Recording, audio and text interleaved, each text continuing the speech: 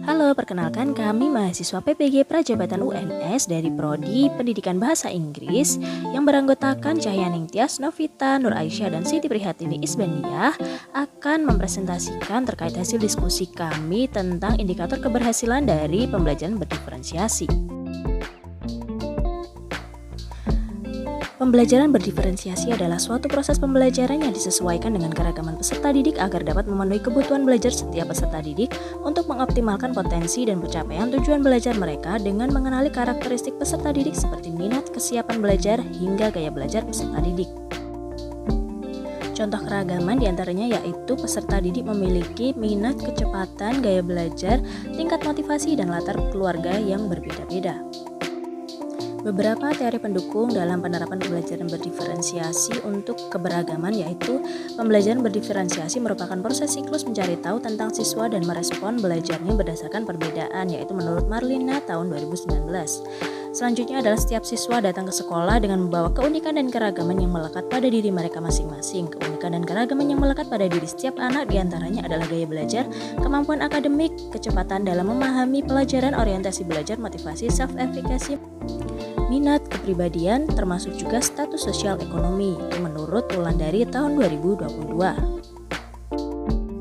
Lalu, mengapa proses pembelajaran menggunakan pembelajaran berdiferensiasi?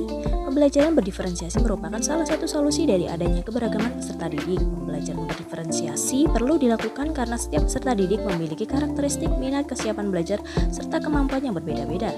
Sehingga guru perlu memberikan suatu pendekatan yang mampu membantu serta memenuhi adanya perbedaan tersebut agar peserta didik merasa sukses dalam proses belajar dan merasa adanya kesetaraan dalam belajar. Persoalan pembelajaran berdiferensiasi yang kelompok kami ambil yaitu ada dua, yaitu apa saja indikator keberhasilan pembelajaran berdiferensiasi dan bagaimana contoh pembelajaran berdiferensiasi dalam strategi pembelajaran berdiferensiasi proses.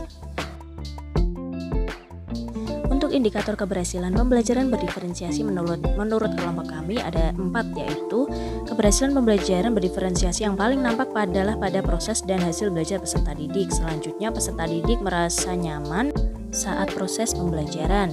Yang ketiga yaitu adanya peningkatan keterampilan peserta didik.